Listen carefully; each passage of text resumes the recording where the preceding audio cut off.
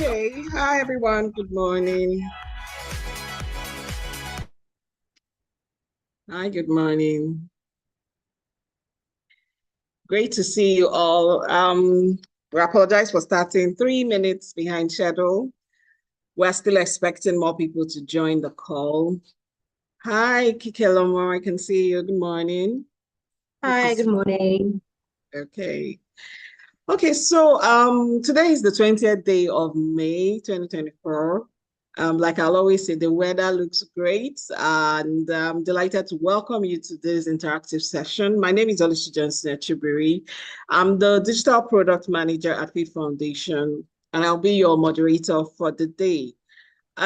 So sometime last month, we had launched some of our latest online courses, and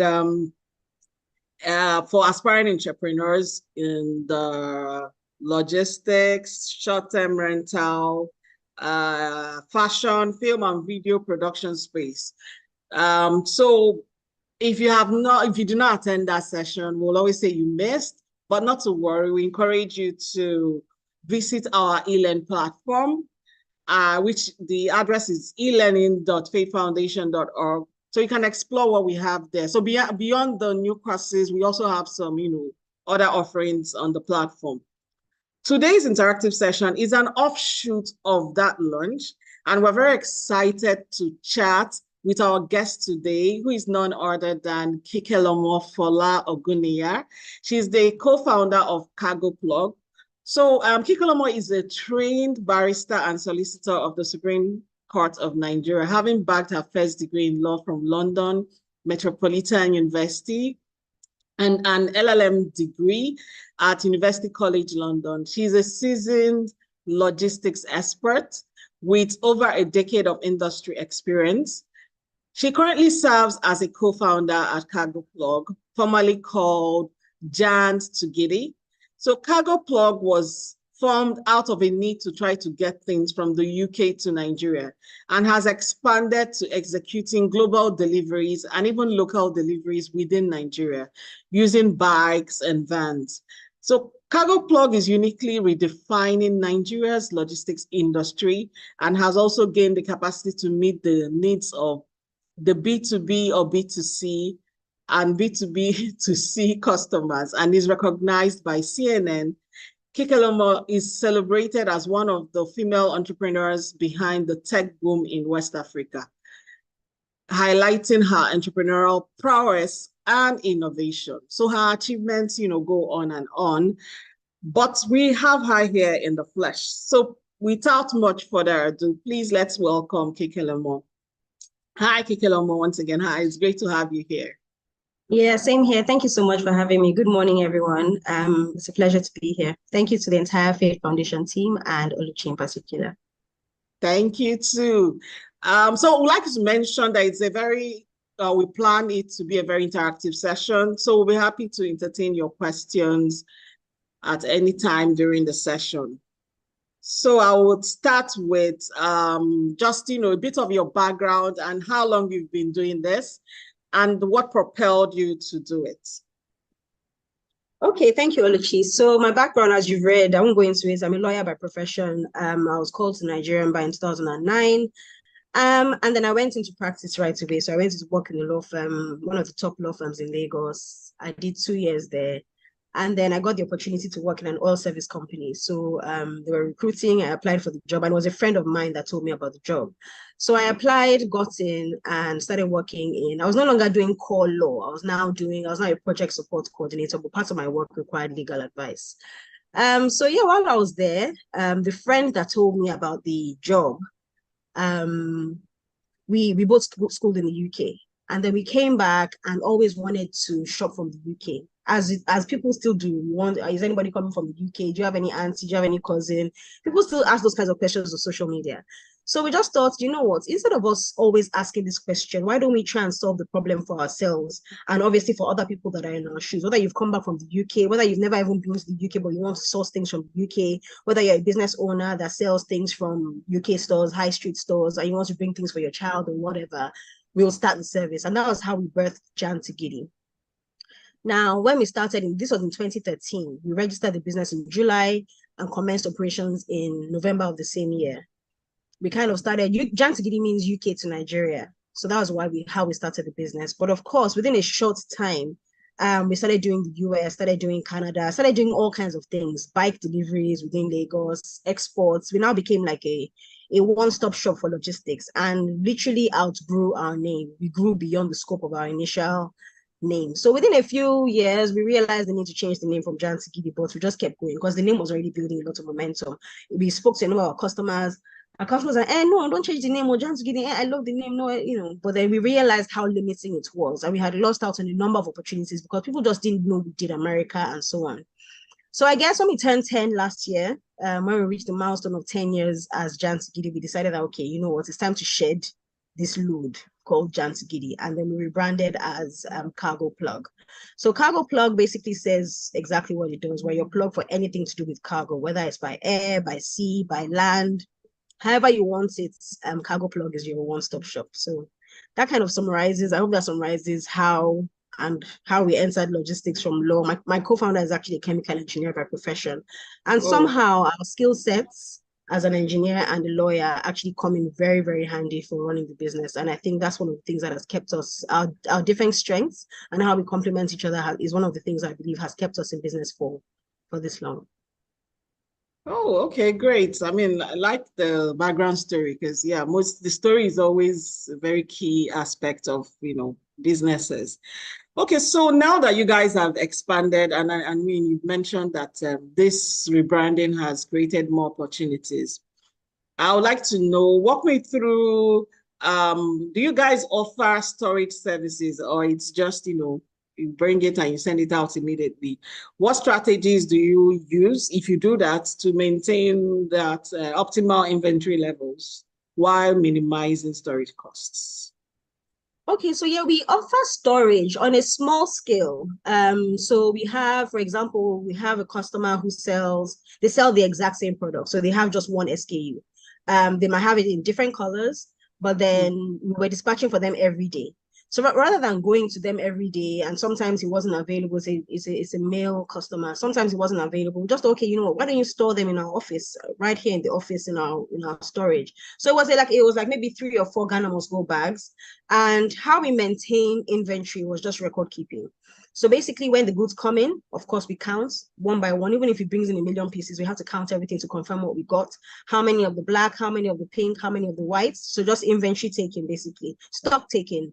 Count how many we received. And then as orders are coming in, he doesn't send his orders. We don't have verbal, send out pink. No, there's a record process as well. So the customer sends us bookings via email or via WhatsApp. So there's a record of how transactions are, how his goods are being sent out. And then we give him a monthly updates on whatever he has left.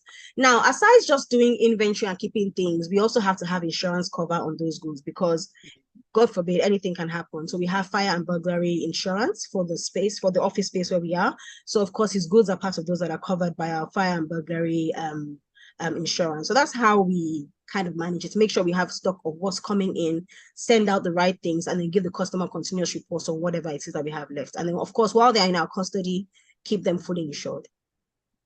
Oh, great. That's interesting to know. So still on the storage question, do you guys, what's the scope in terms of, because I know that there's also logistics around, perishables, people who have to either, refrigerate, whatever it is they need to. So how are you guys in that space, or do you tend to, have to courier something that requires refrigeration? So in the past, we had a customer that was selling tiger nut juice. And that was something we first of all were skeptical about, to be honest, because we know how Lagos can be. No matter how you plan your journey, no matter how you optimize your routes, anything can happen. And once something that is perishable stays too long, you know that it completely damages the entire cargo.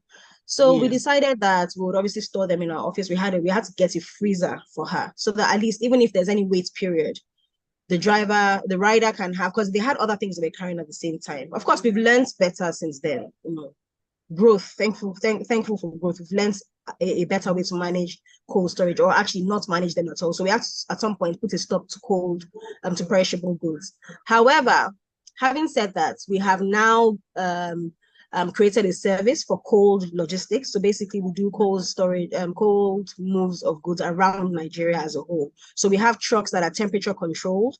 They're not ours, but we have them within our network. Temperature controlled trucks that can move ice cream, things as fragile as ice cream from here to Ghana, of course, and also within Nigeria, yogurt and things like that. So yeah, we have. So back to the question, how do we manage cold or perishable goods? That's in place. And then I'll shock you even from the UK, right? From the UK, we actually offer next day services. I don't know if anybody here heard about a company that brought in burgers from McDonald's one time. It was us as Just Guinea. So fresh burger. Yeah. Okay. So fresh burgers from McDonald's to Nigeria overnight arrived perfectly well and were properly consumed and everything. And in addition to that, even over Christmas, this last Christmas, in fact, what am I even saying Christmas? Last week, Thursday, we had a customer who sells those cold groceries. She used us to bring her things from Iceland, from the UK to Nigeria. We delivered the next day, Friday, still frozen. She had tuna steaks, she had ribs, all kinds of sausage rolls, things like that. Everything still arrived in perfect condition. How were we able to manage that? Through temperature controlled movement of goods. So they come in particular type of boxes that we use. We also include gel packs. And most importantly, even after Iceland delivers to our UK office, we freeze them. We still freeze them before sending them to Nigeria so that they leave frozen, they remain in a cold airplane, get into Nigeria. Even when they're going through customs clearing, we have ice packs or gel packs that keep them cold. And that's how when you open the box, it's literally like a freezer. It feels so cold. So those are the measures we've taken to make sure that we're able to handle perishable goods from wherever and to wherever. Wow. Yeah. Interesting to know. I mean, like you said, so maybe I'll now ask, what are the core functions of logistics within the supply chain? Because I hear you saying a lot of things. Now you guys are dabbling into the cold chain. You're doing, different things. What would you say are the core functions of logistics within that supply chain? There's actually a saying that without logistics, the world stops. Okay. And that's one of my favorite sayings that gives some kind of validity and validation to everything we're doing. And it's one of the things I tell our team, because a rider or a dispatch rider may not see value in what he's doing. But then when you paint the big picture of how logistics fits into every single part of life, you now see, I think it's rewarding and it's fulfilling to know that we're a part of that process. So the role logistics plays is significant from every stage. So you can imagine, let's look at what did we use? I want us to make it as interactive as possible. So let's just mention one thing we used this morning while getting dressed. Toothpaste. Okay, so toothpaste. Now, we know that in toothpaste, there's all kinds of raw materials that go into it. So let's use toothpaste as our case study. The people who produce the toothpaste have to source their raw materials, from the gel to the cover of the pack to the carton that they store the toothpaste in, etc. So they have to now order that, make sure that it's available. Now, the quantity of packaging you have together with the quantity of raw materials has to match, so that you don't have a case where they produced toothpaste, the gel is just there, and then there's no packaging. So all that's where logistics starts from, I believe. Sourcing your raw materials, making sure your packaging is available. And then aside that, there's also warehousing. You need to warehouse these goods. You can't produce them and just leave them on the ground or have inadequate warehousing. So for example, if you know you're producing 1,000 packs of toothpaste, your warehouse has to be big enough, or you're able to outsource to another warehouse that can take the store, that has the space for what you want to store. That's also logistics, warehousing. There's a question you asked me earlier about storage. So even in our office, the inventory management is also part of logistics. Even though you feel like it's just movement of goods from one point to the other, that's logistics goes way beyond that. So being able to document and have an inventory, okay, we have 5,000 pieces of this or 5,000 pieces of that, or we're expecting this or we're expecting that, all that goes into managing logistics. And then the goods have now been made. They've been stored. We have an inventory. We have, 1,000 pieces. Now we need to be able to track them as they're going out. So we need to even know where they're going to. Who has ordered them? Who ordered 50? Who ordered 100? What country is the person in? Has the person paid up front? All those also go into logistics. So when you already know where they're going to, as they are going, we need to track these goods. Okay, is it going to take me? What's my estimated time of arrival? Is it going to take 3 months? Maybe it's coming from China by sea. Is it going to take 80 days or whatever it is? That tracking system is a key part of logistics. That's basically information management. And then aside that, your goods now come into Nigeria. They need to be cleared from wherever it is that they've come from. That's also part of logistics. It's a key part of, because the thing is that you can't go and still, you can't smuggle those goods in. Even if you are smuggling, the person that is smuggling it for you is part of your logistics process. So that's that. And then when it gets to the office, there's also what we spoke about earlier, storage in the office. So that's a small scale storage. And then that's when the last mile delivery now comes in. So sitting on a bike, waiting to take out 1,000 pieces of this toothpaste is like the last part of a huge chain of different things that have happened in the background. So wherever we are in business, whether you're delivering hair for people, whether you're delivering skincare, you're delivering toothpaste, whatever it is, or even bigger things, just see yourself in the bigger picture and see that you're actually moving the entire world's economy. If tomorrow DHL says we're not doing it again, everything's going to be stuck. Look at what happened during COVID. During COVID, I think we're one of the industries that could still carry on business as usual to a certain extent because of how critical we were. As critical as the health workers, to be honest. The responsibilities that fell on us right at that point was, okay, I can't move anywhere. Help me. I need to get my medication, or this person is sick. I need to move this from the, it was chaotic, but we're one of those at the forefront of basically being able to survive during the COVID period. So that's how important logistics is. It's super important in everything that we do. Without logistics, as I said, the world will literally stop. Honestly, I mean, I like that you emphasize there's a lot, there's warehousing, there's storage, there's inventory, there's the tracking system, and of course there's clearing. And then, just emphasizing that it's very critical, because sometimes, when people just hear logistics, they sort of try to underestimate, the import of what that industry has done for us. Yeah. Okay, so now, just can you walk me through a situation where a shipment encounter an unforeseen delay, and how did you identify the cause and ensure that that was mitigated? Because I mean, you would have that, right? Where you've planned everything and it doesn't. Which one should I choose?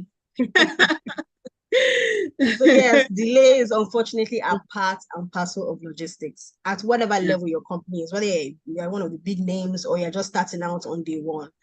Delays, unforeseen circumstances due to whatever reason, customs issues, regulators on the road, bike malfunction, whatever it is, at whatever level you are at, delays are part and parcel of the process, no matter how heartbreaking it can be. So yeah, please remind me the question. Now, how do we manage delays? Okay, so yes, a situation where you had that and how you managed it. Okay. There was a delay in the planned shipment time and all of that. It's actually interesting that you asked that question, because the first year, I'll tell a story because I think stories help us learn better. The first year when we started Jantigidi, we started in November. If you remember, I mentioned we started in November just before Christmas. We're like, okay, let's quickly start before Christmas starts so that we can, cash out. And then we started in November. People started sending their goods to us from family and friends. We already done test shipments, I should add. We didn't sample with customers' goods. We already did test shipments. We already knew that we had a service up and running. So in November, we're like, okay, let's start. Customers started sending us their things. And then the goods started coming in, but they were stuck in customs because, of course, we had no idea that there was a backlog during Christmas. Every year, like clockwork, we have a lot of goods coming into the country, and it can cause significant delays. But of course, as newbies, we had no knowledge of this. We just wanted to cash out, focusing on the money and solving people's problems. And I think we learned a very, very, very serious lesson from then. As discouraging as it was, just starting and then hitting this, will I call it deadlock, or hitting this seriously challenging issue was not encouraging at all. In fact, we're still in paid employment. I didn't mention that in our background. We're still in paid employment when we started Jantigidi. So someone in our organization had, these girls are doing this thing, let me support them. Her husband brought in his suits via our service, and it was one of the things that was stuck. So you can imagine going to work every day, facing this woman, just looking at us like, these girls. So we learned a very serious lesson then. And looking at how we managed pre-Christmas deliveries then and how we manage now, there has been a significant improvement, although there might still be delays. Now, how do we manage customers during issues like that? Now, we start making noise from like September. See, we're not going to be taking deliveries beyond a certain date if you want it before Christmas. We start, in fact, by the time you'll be wondering, Christmas is not here yet now. In fact, our Instagram page would already start putting Christmas decoration on Instagram, but see, it's almost time. Don't think it's too far away. Christmas is almost here. We're almost applying pressure. When we communicate with our customers via newsletters, etc., we're already doing Christmas, get ready for Christmas, and all that. So as much as we do that, it creates this urgency in the mind of the customer that it's true, time is going. And we always mention that, see, there are issues coming ahead. To be forewarned is to be foreharmed. How do they say it? So just make arrangements to shop on time. And then as Christmas gets closer, we always have an early cutoff. If we know that to get your shipments in takes 2 weeks or takes maybe 7 days normally, at Christmas, we estimate that will take 2 weeks. That's 14 days, just in case. And then we look at our final dispatch dates. Even though we know that we can dispatch maybe on the 15th of December, we know that leaves us with maybe 8 working days. I won't say 10 working days because there's weekends. We don't count weekends. We know that 15th of December already means Christmas is in 10 days. We would never put 15th of December as our last shipment date. It will be like maybe the 4th. Because we know that if the 4th is a Friday, the next Friday, we dispatch every Friday. We know that the next Friday, customers will still have things coming in. So we just manage expectations. That's it. You already know that there's a risk of delay. So just manage your customers' expectations. Now, if you have any issue and you realize that, there's a backlog, the customers' goods are being delayed, you can't just go quiet. You have to now communicate with your customers and let them know that, see, there's a delay through customs. We are doing everything we can to bring these goods out. And of course, in the background, you also be doing everything you can to bring out your customers' goods. But of course, you have to assure your customers that your goods are safe and that we're working hard to have the goods delivered to them. Don't forget that ahead of time, we have pre-warned them that don't leave things to the last minute. So at this point, it's just about managing customers' expectation, because honestly, there's nothing you can do when customs has held onto your goods for whatever reason, whether it's because there's a backlog, whether it's because flights are not coming. In fact, it's crazy at Christmas. Sometimes you might load up a plane. You've given them maybe 10 pallets, for example, but the plane is too full because there's a lot of cargo coming in at that time. And then the plane just takes only 4 pallets. You don't even know which 4 have gone. So until you receive the goods in your office, you don't actually know what has come and what hasn't come. So it's usually a nightmare. So just plan ahead and manage customers' expectations. I think that's how I'll answer the question. Okay, thank you. I wanted to say that a scenario, okay, this is where maybe the delay is from customs. But what if the delay is from the goods actually got to you guys and then it was damaged? Well, I know you mentioned something around insurance, but how do you manage? If it was damaged, you say? Yes, it got to you guys, but it was damaged, so you couldn't deliver it so you're now running around to do that. Okay, the goods got to us in the UK damaged or here damaged? Here damaged. Okay, so that means it arrived in our UK office, it was intact, and then it came. Okay, we've had situations like that. So we had a customer, in fact, over Christmas as well, who brought in different things for her store, and mirrors were part of it. Now, the minute she said she had mirrors, that's also important for customers to mention what they're bringing in, especially if they're fragile goods. As soon as she mentioned that she had mirrors, we advised, in fact, we're very strict about we're not dispatching until we have full insurance cover, because anything can go wrong. No matter how you pack mirrors, anything can go wrong. So we took out insurance cover, the goods arrived, and we delivered to the customer. We didn't want to undo the packaging that had already been done. So we just delivered to her. And of course, as she received it, they were broken. So of course, you spring into action immediately, contact the insurance company, of course, apologize to the customer, because nobody wants to receive their goods damaged, even though they have insurance cover. So reach out to the delivery to the insurance company and make the claim. So there's a lot of paperwork that has to be filed. You have to explain how the goods came, how the goods broke, and you have to explain yourself to the insurance company, because at the end of the day, insurance is not betting. You have to actually have a proper claim. And then you just manage your customer while waiting for insurance payouts, because you know that you will get. That's why it's important to have an insurance company that is actually knowledgeable about what you do. We've had experiences with different kinds of insurance companies, and now at least we've settled on a good one that understands logistics and understands the need for timelines. So we can't keep the customer waiting for 2 months, so they're investigating. We try and pay the customer as much as possible while waiting for the insurance company to then reimburse us. So that's how we manage it. We always say that unless you're the one carrying this package on the plane by yourself in your hand luggage, you can't really tell what you're going to receive on the other end. But of course, we do our best to make sure things are properly wrapped. Yeah, great to know. Thank you. Once again, I'd like to mention that this is an interactive session. Please put your questions in the chat and we'll take them. So the other question, I mean, you've said a lot about how you guys started, but what would you say for startups who are probably, they will just want to start locally, right? What are those critical considerations for starting a logistics business in Nigeria? What should they consider? Okay, critical things they should consider. I think, I don't know, personally, I don't think I would have been able to do this business without my co-founder, Ama, because logistics it can be very, very, in fact, every business, but logistics comes with his own separate kind of challenges, but just someone that you know has your back, someone that you can rub minds with on every issue, someone that is with you as issues arise and help you guys think through things together. I think it's just been a blessing for us, and that's one of the reasons why I said we're still here today. Also, market research, know your market, decide what you want to do. We started off deciding to do UK to Nigeria. And of course, the dispatch business and everything else came after that. So decide what niche you want to cover. So we targeted returnees, people who came back from school, people who wanted to buy stuff for their business, etc., etc. And we know that Nigeria is really import reliant. We still rely on a lot of imports. As much as buy Golden Naira, Buy Nigeria is a successful campaign, and of course, I also support Buy Nigeria because at the end of the day, logistics is required there as well.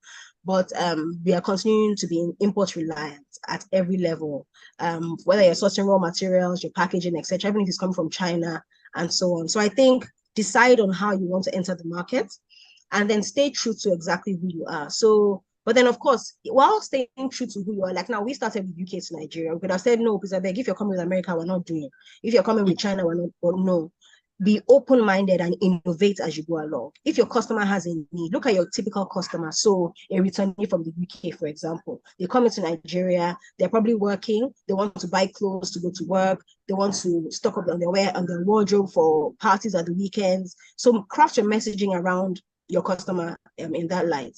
And then as you grow, as the person evolves, the person now gets married, they also want to bring in things for their children. They also want to bring their wedding dress, for example. They want to bring in their baby food, back to school stuff. Just keep your messaging going with that customer. And there's so many customers that we've seen grow from returnee to working, starting a business, getting married, having kids, and just, adulting basically. And we've been able to support them every step of the way. So identifying what you want to do, sticking to it, having your numbers, I can't overemphasize that. When we started, of course, we had no idea about keeping records of finances and stuff like that. But what we did was we had an Excel spreadsheet, as basic as Excel might be. We had an Excel spreadsheet that we recorded every single transaction. So we had the cost to our partners, the cost the person paid us, and then what the profit was. We just started that as a basic thing. It helped us keep records of all our customers' names. We could tell how often they used us. We could tell where they were based, where most of our customers were based. It was just an Excel spreadsheet that you can use to analyze anything. And then when we then engaged the services of a finance consultant, we just gave them that sheet. And it basically was like gold for them. Like they could tell everything about our business from the sheets. We had for each month, on Excel spreadsheet, you can have different sheets or different tabs. So we'll have January, February, March, and so on. So each month, they could just take that sheet and reconcile with our bank statements, and everything made sense to them. Keeping records of transactions is so important. We also had receipts where we had duplicate copies. Back then, this was in 2013. We're not using any of these beautiful apps that we have now. We're using just paper receipts. Those receipt booklets, the duplicate copies, also help them reconcile our accounts with what we had on the sheet. We call it a tracker. So basically, keep a record of what's coming in and what's going out. And in fact, based on that, the company was able to pull up our management reports, which they still do till today. So we have records of everything. Don't dip your hands into your money, into your business money to go and do your personal errands and stuff like that. Have a separate account for your salary. Even if your business is unable to pay you a salary at the beginning, just have a separate, your Jantigidi account or your business account is not where you should dip your hands into for your personal use. In the long run, it doesn't serve you.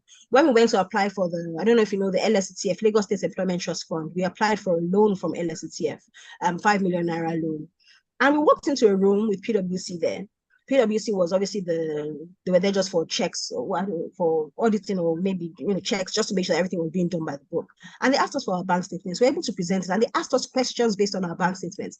If they had looked at the bank statements and seen Kike Suya or seen hair salon payments and stuff like that, we would not have been seen to be serious, or wouldn't have been seen to be an organized business. So I think that having your books in order, having a separate account, they could see the salaries that were going out, there were records, in fact, down to fuel, everything that you spend money on, there's a record for it. Sometimes we used to laugh about it back then. Our accounts will come and tell us that, ma, you withdrew 550 naira. What's this 55,000 naira for? What's this? They'll be tackling us on our own business. But then you need that level of accountability to be able to thrive and to be able to grow.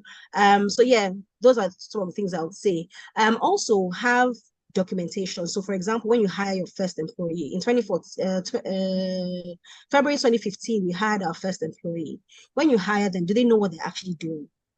Do you have processes? No matter how simple, it can even just be a sheet of paper that you write steps. You can just draw it or put it in Excel or put it in Word or something, how you attend to customers. So like, for example, let's look at a logistics company that, earlier I spoke about perishable goods. Let's say you have a policy against perishable goods, for instance. It will start with a call comes in. What happens when the call comes in? Confirm from the customer what kind of item they want to ship. Is it within Nigeria? Is it outside Nigeria? Is it a perishable good? This is what you should do if it's perishable. If it is non-perishable, this is what you should do, so that people can actually start work and hit the ground running, especially if you're not there to micromanage them. So I think having processes, job descriptions, letters of employment, paying your pension, paying taxes, that's just to name a few. I think I'll summarize them as 3 things. So regulatory compliance, that's the first thing. So you're supposed to register your business. You're not starting with collecting logistics money in your personal accounts. Start with a proper registered business. These days, we have a lot of fintechs that help you do that. They can help you register it, even if it's a business name. We started Jansigidi with a business name. It was called Jansigidi Enterprises. Started as a business name so that we could at least have an entity that was somewhat separate from us. And then that's regulatory compliance. Then internal organization. So internal, like your core values, your rules and regulations, penalties. Your riders would obviously need penalties and rewards. Penalties are very, very important. You didn't join, these days we have, you didn't join the meeting on time, there's a penalty. You don't wear your complete uniform when you're going out for the penalty. You switched off your phone during working hours, penalty, different things like that. Have your internal, I've forgotten what we call it, the internal regulation of your office, basically, rules and regulations, do's and don'ts, how you talk to customers, etc. And then lastly, money matters. So first one was regulatory compliance, internal organization, and then financial compliance as well. To summarize. Wow. Okay, this looks like a masterclass. Yes, in like a few minutes. A lot. I mean, a lot of it was also captured in the course. So we would encourage people, because that's the whole essence of why we're doing this, to sign up for the course. I mean, you can't get everything around the logistics in this conversation. The link will be put in the chat box. So please sign up and do that. So it's interesting you mentioned regulatory requirements, but off the top of your head, can you just, mention 1 or 2 legal permits and licenses that you had to get before you started? You don't need to be honest, when we started, we didn't get any license. We didn't get, how we started as a side thing, we didn't get any license. But oh no, we did for our bikes. We had roadworthiness, vehicle registration. That's the registration to have your number plates, basically. Roadworthiness, hackney permits, insurance on our vehicles. See, I think I've mentioned insurance like, I don't know how many times, but it's so important, even on your vehicles. In 2015, we saved our money and bought we basically bootstrapped from inception till I think 2021, when we raised the family and friends round. But we saved money, our hard-earned money from Jansigidi, and bought a van rather, our very first van. And then we were recruiting a driver. A driver came. This man was elderly. He came in like the most unassuming person ever. We trusted him, gave him our van to go and do some minor repairs on the mainland. We had just bought it. We hadn't even gotten number plates yet. This guy disappeared with our van. He literally just he went to the mainland. We're based in Lekki. So he went to the mainland and then our coordinator joined him. Sorry, I'm going off point, but I just want to emphasize this need for insurance. Our coordinator joined him to go for the maintenance. And the coordinator's instructions were follow him back to the office and then you can go home. But I guess to his own smartness, he thought, okay, what's the point of going back to the island when I live on the mainland? He should just drop me here. When he gets to the office, he'll call me and I'll know he's fine. And then that night, it was a Sunday, they were calling us that, oh, they can't find the van never go back to the office, they can't find the driver, he has switched off his phone. What do you do when you're called with that kind of information that you can't find him? We hadn't even put a tracker in the van yet. It was still very early days. So of course the fallback was insurance. Okay, last, after all this police matter, we're now running from police points. If I were police use at ICC, I hope there's no policeman on this call. All you police use at ICC, I never want to go do that again. But then even with the fact that we had insurance, we had to still deal with police issues because getting a police report and everything. But then we were kind of at peace because we knew that we had insurance. Insurance was just giving us our money back and we're going to buy a new van. So these things happen.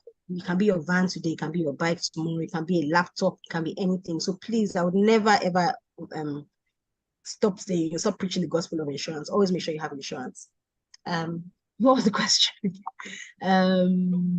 I mean, I just asked 1 or 2 legal permits, but that's fine. I mean, legal permits. So legal permits, roadworthiness, bike registration, even LASA. If you have any advertisements on your bike, maybe you have a bike or you have a van that is branded, you have to have LASA permits. That's for advertising, Lagos State Advertising Agency or so. Then also NIPOS, you need a NIPOS license to be able to run your bikes and your vans. So the kind of license you need depends on how many vehicles you have. Okay. But yeah, NIPOS is really clamping down. They did it a lot during COVID. Ministry of Transportation as well. We're clamping down on bikes and all that. So just always make sure that you are compliant. In our case, we had someone who would, in fact, sometimes on the road, you find out randomly that, oh, there's now a new document required if you're entering K2 or if you're entering this area of Lagos and so on. So you learn on the road, and a lot of the time that causes delays. But yeah, you have to have riders that are street smart, because sometimes you might have the documentation, but these so-called regulators on the road just try to bamboozle them. So your riders have to be educated about the documents that they actually have in their bikes, and keep your riders in charge of knowing what is about to expire. I won't call you to my car to come and help me, advise me on when my papers are going to expire. So don't expect me to be gauging your expiration date for you. Also be in the know as to when your papers are going to expire. Make sure that they never catch you with expired documents on the road. Okay, great.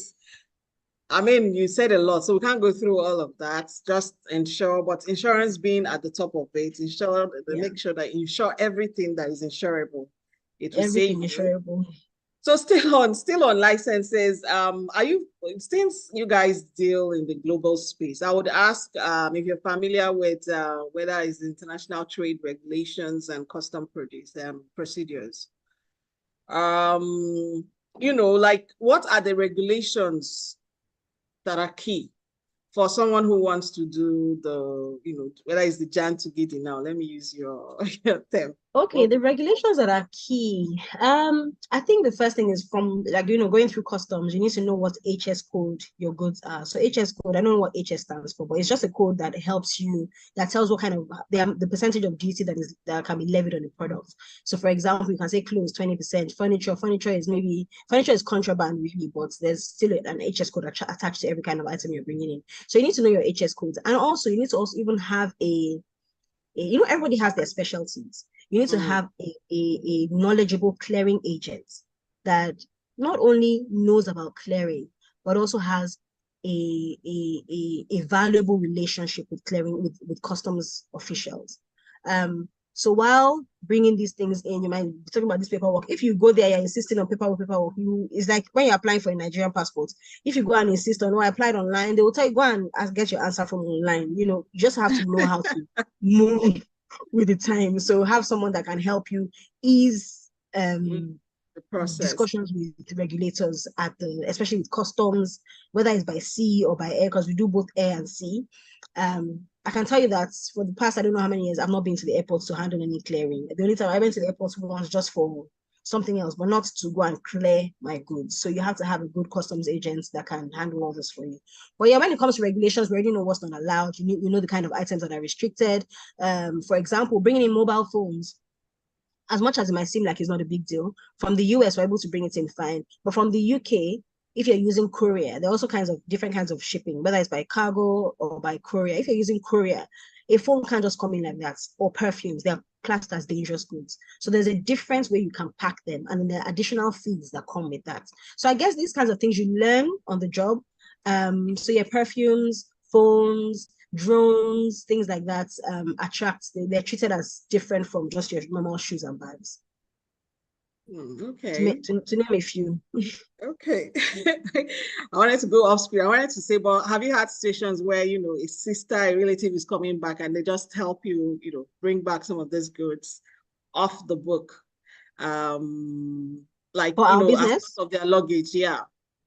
Well, as part of our business, never. We would never put our goods in someone's personal bag, and never. In fact, there are businesses I know, there are startups that exist around that. So there's a traveler, you just put something in their bag. I'm like, I don't have the hearts for that, because anybody can disappear at any time.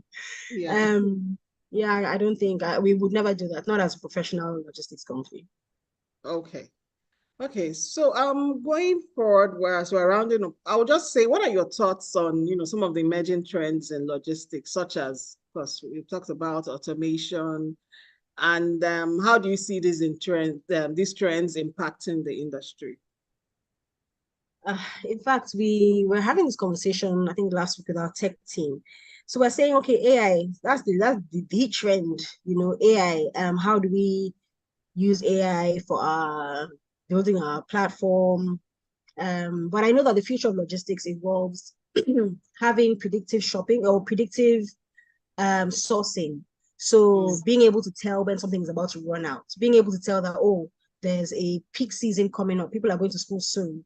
And then bringing ads, suggesting certain types of goods to those to your target audience. So I think that even with things like trying on clothes, right now you might see something, you're like, I'm not sure it's going to fit. You might look at it on the model, but then you realize that the model is a certain size that you're not, and then you try and see would it fit. But I feel like AI and the way we're going, and I think that has already started, in fact, with apps that allow you try on the clothes, in fact, feel the texture of the garment, and those kinds of things create a quicker buying decision in customers. So if there's a quicker buying decision, logistics has to step up as well to be able to know who is ordering what or who is going to order what, and what's the best channel to bring this product in. If a customer comes here now and says, I want to bring in, I need 50 kg from the UK to Nigeria. Okay, what's inside?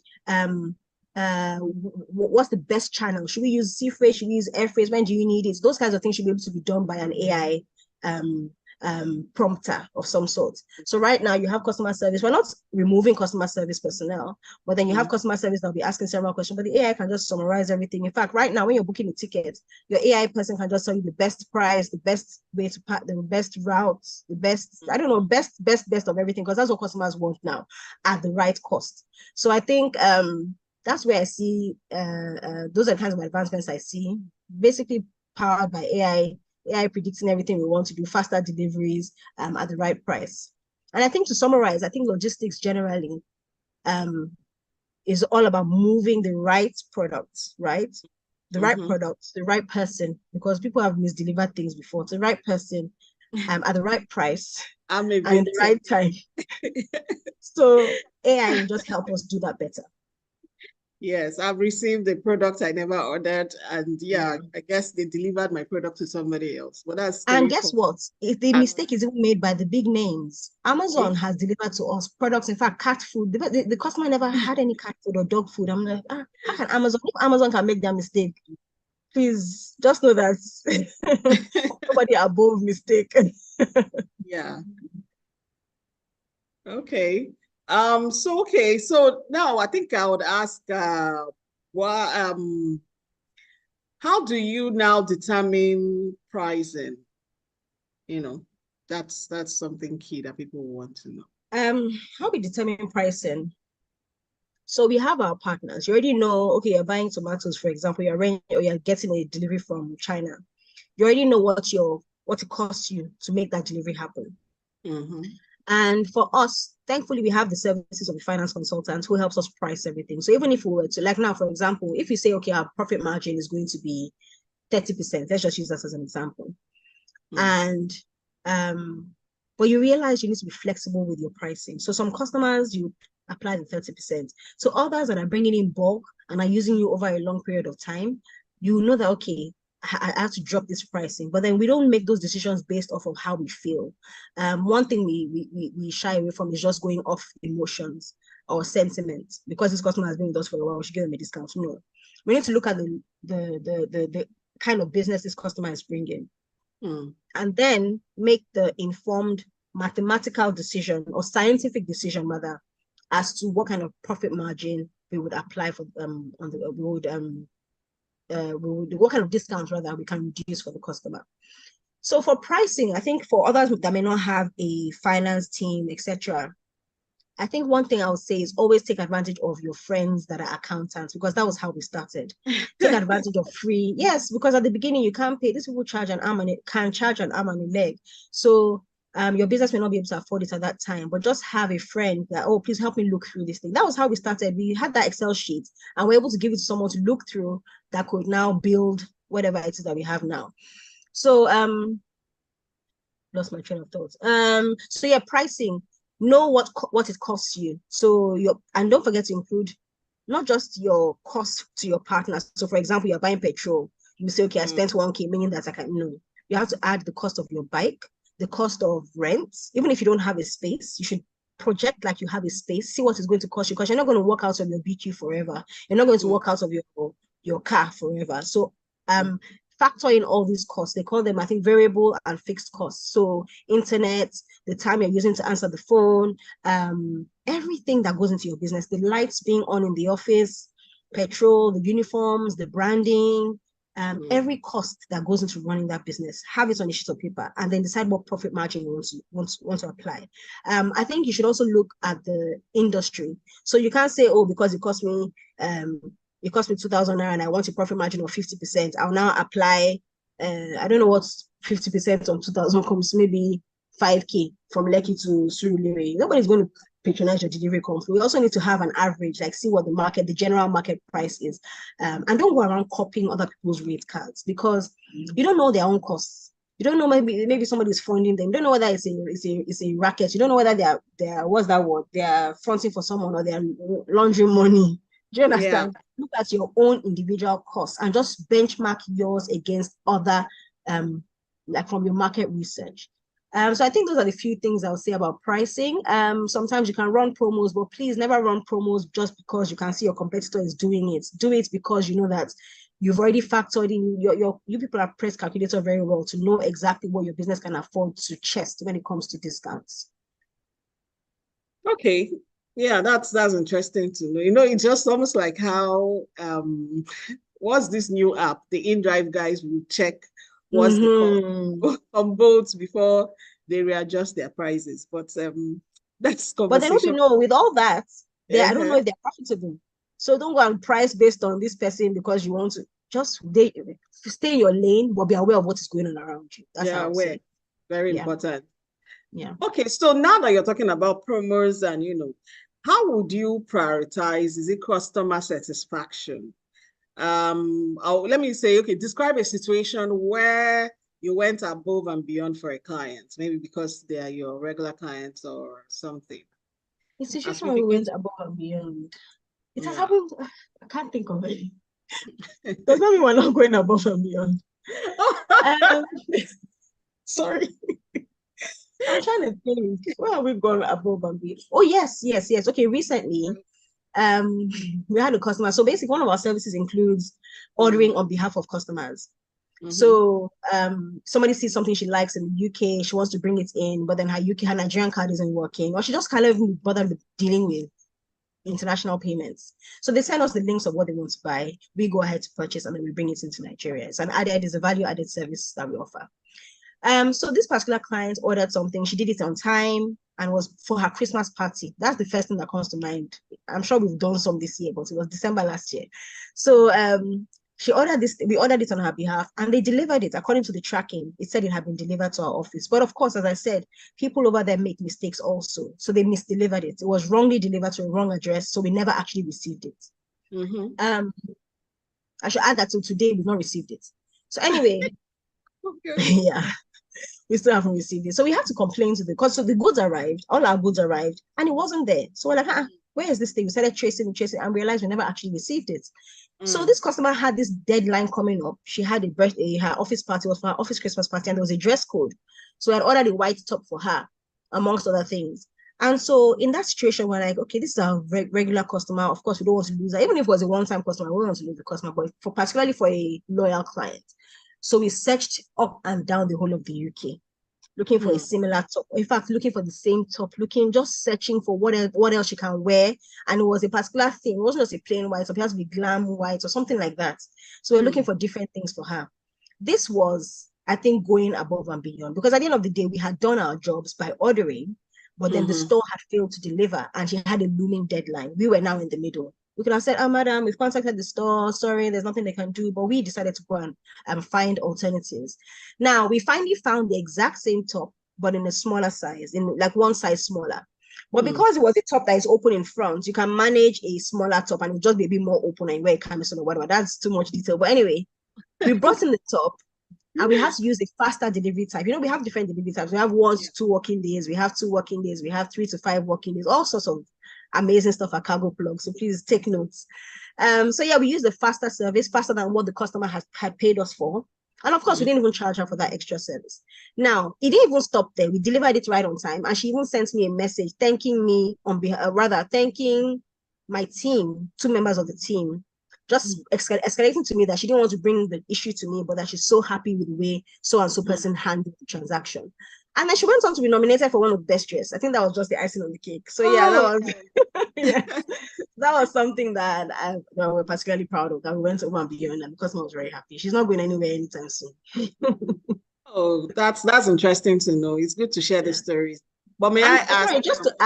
Sorry, just to add, someone like that, when her office now has a delivery need, the first person she would think of is CargoPlug, because we've been there for her through and through different seasons of her life. So I think that it's also important to note that bigger jobs can come from it. It was just a top, but tomorrow it can be equipment. Yeah. Sorry to cut you, Luchi. Please go ahead. No, I was just asking about the missing item. So did anybody eventually bear the cost of that missed delivery? Oh yeah, the store did a refund because they couldn't also account for it. They issued a refund. Okay, great. Yeah, they issued a refund. Yeah. Okay. So I think we've come to 5 more minutes. So, but we can't end this section without asking you to just share your experience, with us developing this course. What was it like for you and all of that, developing this logistics course that we worked with you on? Okay.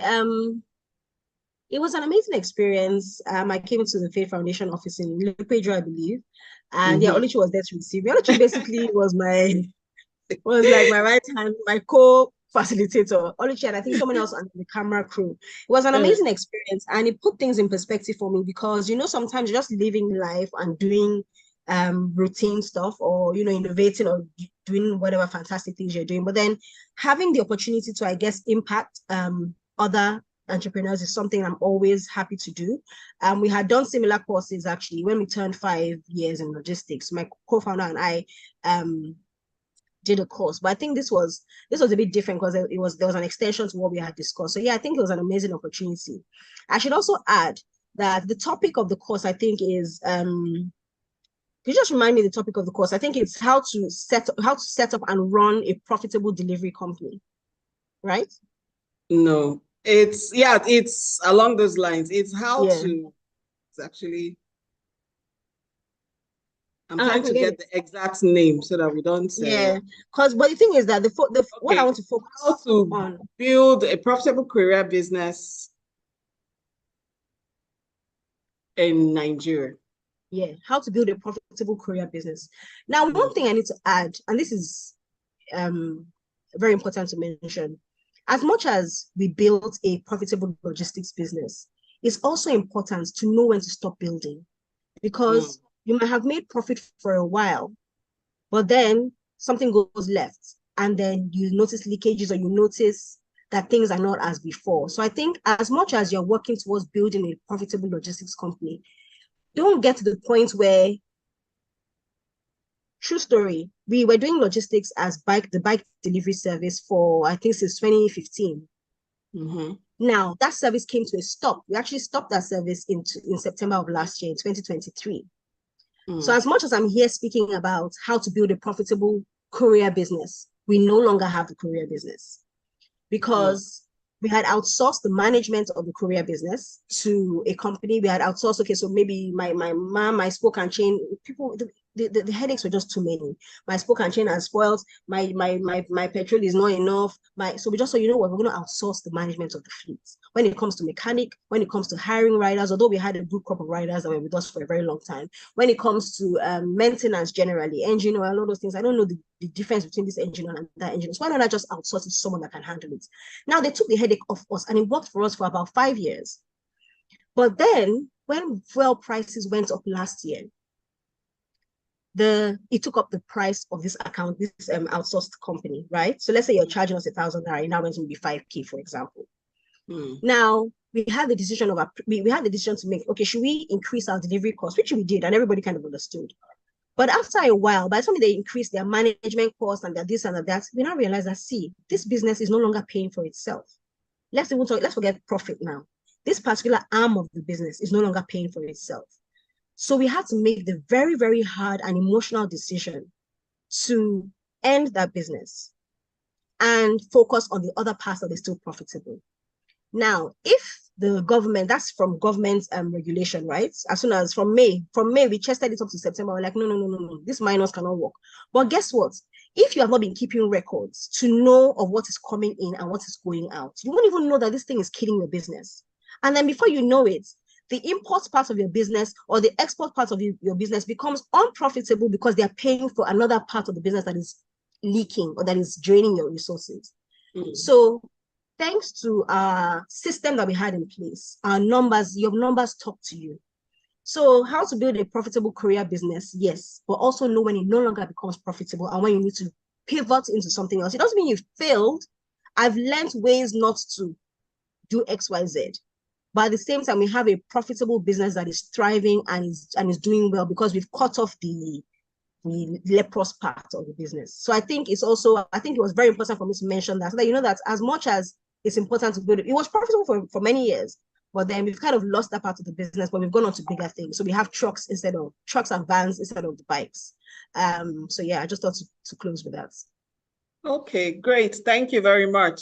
It's also important to mention that it may just be a case of when you call re-strategizing and changing your strategy. Exactly. And still continuing with. So I believe we can continue, yeah. So we still have, in fact, we had to hand over our customers to other delivery companies, and they're not happy, but we had to do what we had to do because we can't use sentiments and they now lose the entire business. And then they will still move on to other people at the end of the day. So yes, put yourself first when it comes to things like that. Okay, great. Emphasis on keeping your eyes on the numbers. I think we've come to the end. Please, can we share the screen that has the other session, the outstanding session that we have? We would like to mention that we still have one more live interview session with the facilitator of the course that we launched in fashion to discuss his experience and highlight the key aspects of the course. The date for this conversation will be displayed on the screen. Hello. My colleagues, beautiful colleagues, they will share the screen now. Please save the date in your calendars and plan to attend. I think the date for that is if I'm not mistaken, while we're waiting for them to share the screen, is the 3rd of June, I think. Yeah, I think it's 3rd of June. Please plan to attend and register. Look out on our social media.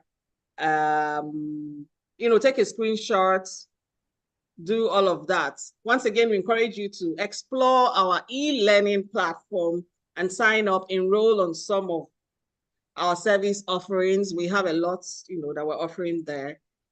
Okay. I don't want to keep you here beyond the I mean, it's 2 minutes beyond 1 o'clock. It's been a productive 1 hour. Kikelomo, thank you very much. It's been a very engaging 1 hour. We say thank you. And also thank you to everybody who joined us here today. We look forward to connecting with you all in the courses, most especially. So if you haven't, even the previous ones that we launched, if you haven't signed up, please go and sign up, share with a friend, let them know that we have these courses out there. Then thank you. Goodbye. Enjoy the rest of your week. Thank you. Bye, Kikelomo. Bye.